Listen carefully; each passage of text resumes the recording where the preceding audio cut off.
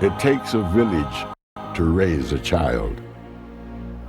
Sometimes it takes a global village to save one. This couldn't have come about without a partnership. Medicines are for the people. This has been one of the most vivid demonstrations of corporate generosity. The poorest people in the world who could not afford. They were almost all blind. We now have the weapon, and the weapon is Mectizan. A free drug is a great start, but it's not. We can't reach some rebel lines, you've got conflict lines. It's clear to the partners that they need each other. And when you see the impact firsthand. No one should go blind from onchocerciasis from now on, and nobody will. This is really powerful stuff. Now we see all these children who are running and going to school. Certain they are not going to be blind from onchocerciasis. This is really a source of hope.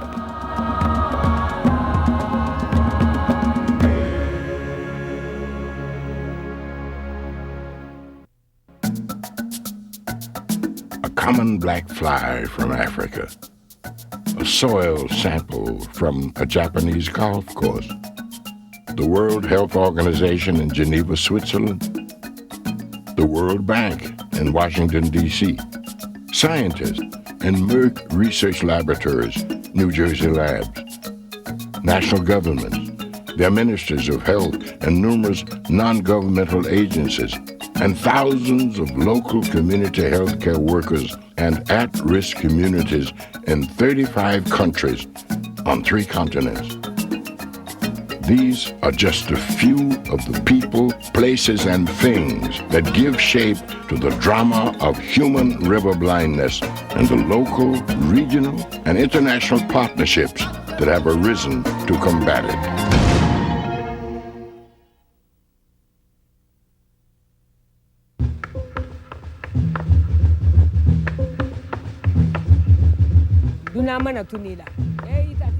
There is a saying in the village, losing one's sight is like losing life. It was in 1993 when I arrived here the first time. I was shocked. The chief was blind. The spiritual leader was blind. Practically all the people above 40 years of age were all blind. There's a boy of 13, 14, working alone in the fields. And I asked why he was alone in the fields, and his response was, no one else can see.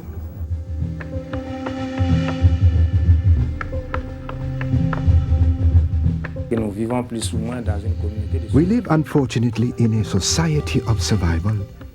And these are the people who can no longer work in the fields. They can't take care of their families. They can't participate in social activities in the village. These are people who are excluded. Imagine sitting down with many people around. You can't even recognize them. You can't even shake their hand. It is really shameful. We are cultivators, farmers. When you cultivate, this is how you feed yourself. They become totally non-productive. And to be led around by a younger person as their eyes, which also causes problems.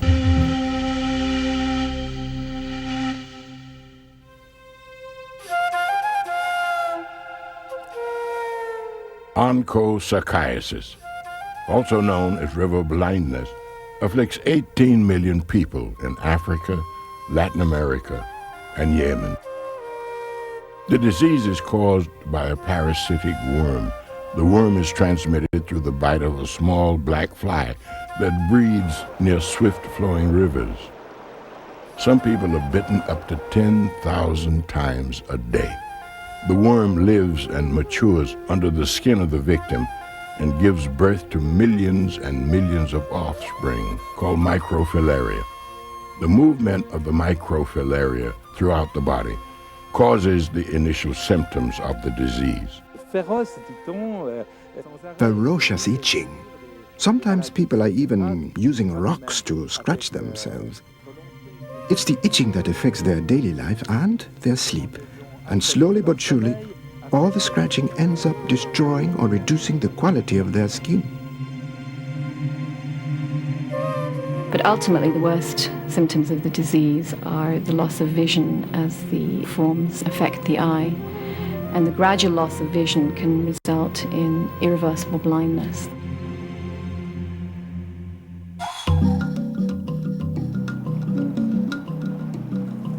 With water we live, without water we die.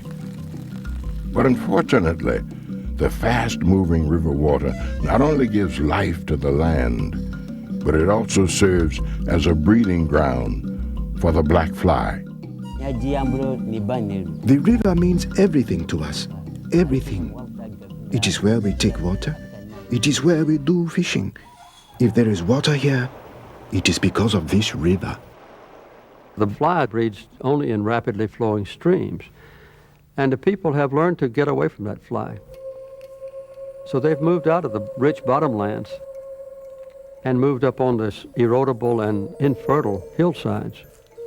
The little that you can get from the fertile lands is taken away because you have the fear of the disease. So they move to these semi-desert, semi-arid areas where they cannot make ends meet. In the mid-1970s, the World Bank, WHO, and 11 African countries came together to create the onchocerciasis control program. The goal was to break oncho's cycle of transmission by eliminating the black fly. In 1974, there were no usable medications in mass distribution, so the strategy was to fight against the fly. And this treatment was using specific larvicides by helicopter, by plane. This strategy proved to be very effective, and through the efforts of the OCP, the disease was virtually eliminated as a public health problem in the targeted West African countries. But there is a problem with larvicide, specifically resistance. When you encounter resistance, the larvicide can no longer be effective. A soil sample from a golf course and the scientists at Merck Research Laboratories provided the breakthrough. In 1975, while evaluating over 100,000 soil samples, one sample in particular led Merck and Company researchers to the discovery of a highly active antiparasitic agent called ivermectin. Under the name Mectizan, it was cleared for use in humans in 1987 for the treatment of onchocerciasis. The arrival of Mectizan brought real help and hope to the countless victims of this dreaded disease. Before the treatment with Mectizan began, I had a lot of problems.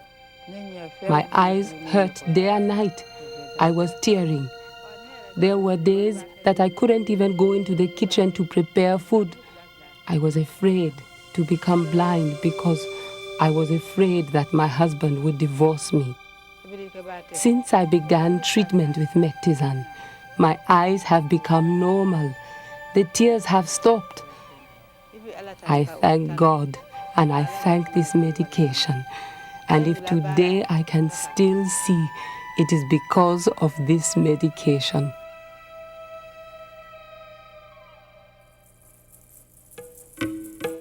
One of the most remarkable things about Mectizan is that you only have to take it once a year.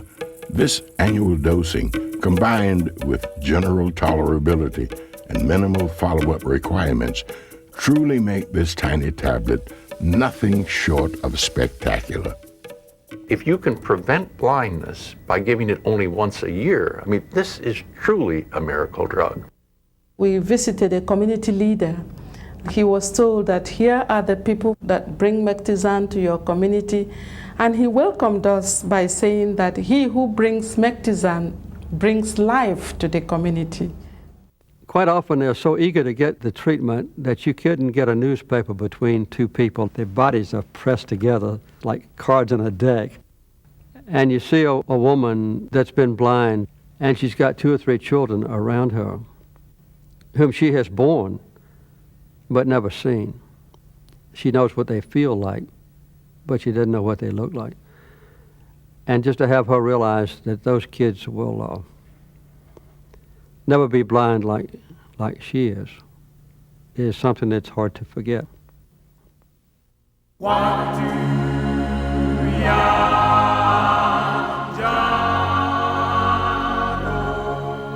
It's been said that when faced with a great challenge, you must do the thing that you think you cannot do.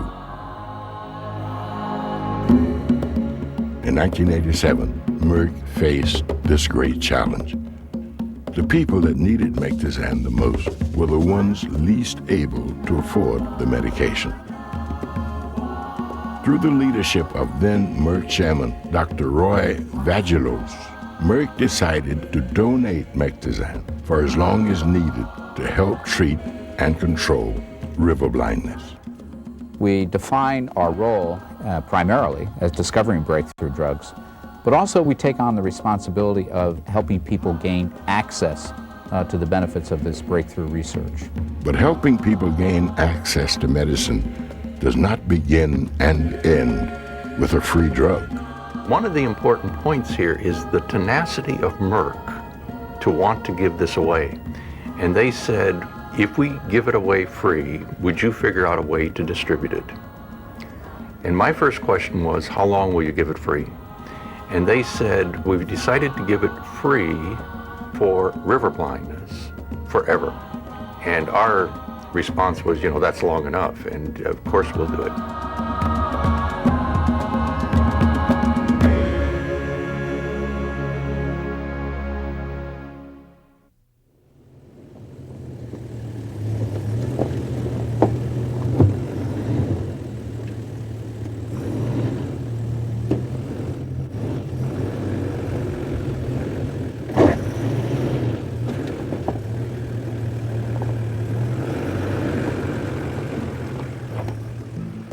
Psychiatrist is at the end of the road.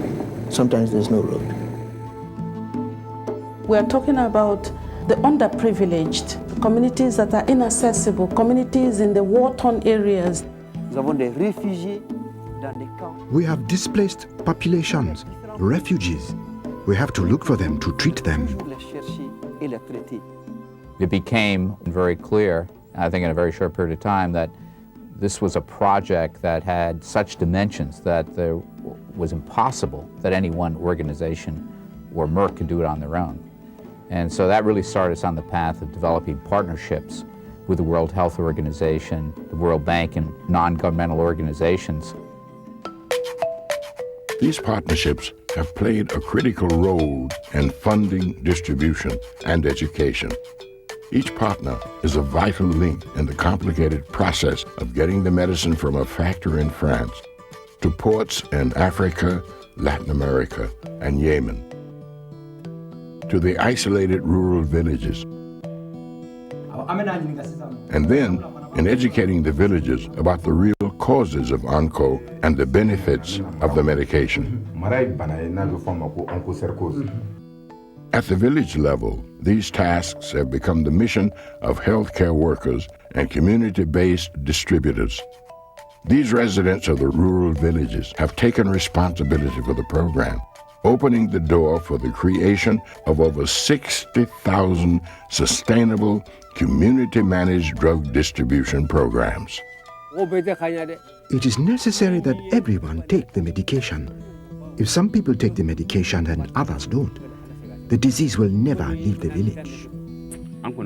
Even if you are away from the village, when you return, the distributors will find you and give you the medication.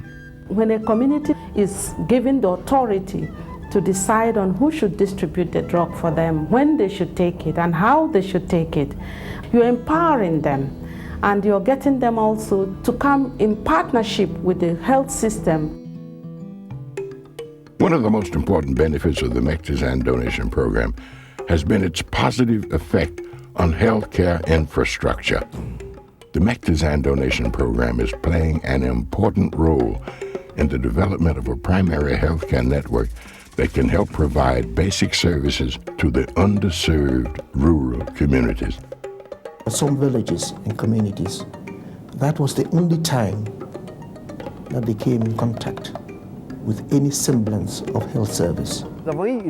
Now, with these community-based distributors, we are seeing a real integration of all health care services at the community level. In Central African Republic, for example, they are now in charge of distributing vitamin A. Most of them help to identify children to be immunized.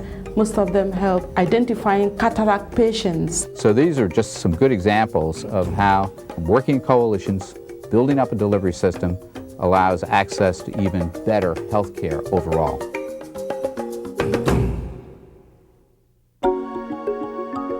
I think Mectizan has shown the power of coalitions. The last few years, this has been going to 25 million people.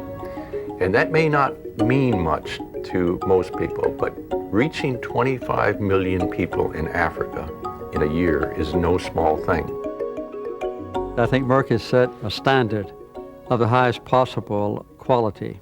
It's been one of the most remarkable and exciting and inspiring partnerships that I have ever witnessed. The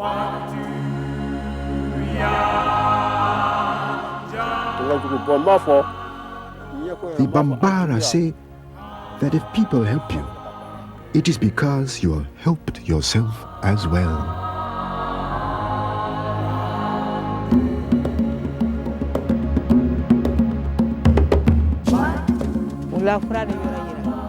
When I see now that children are protected from blindness, it really makes me joyful.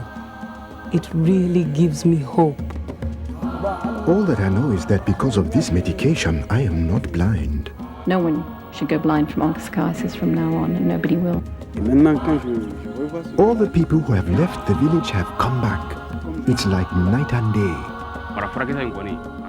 I can say that it has served something positive. It has brought health to the village, and it has brought knowledge and understanding between us all.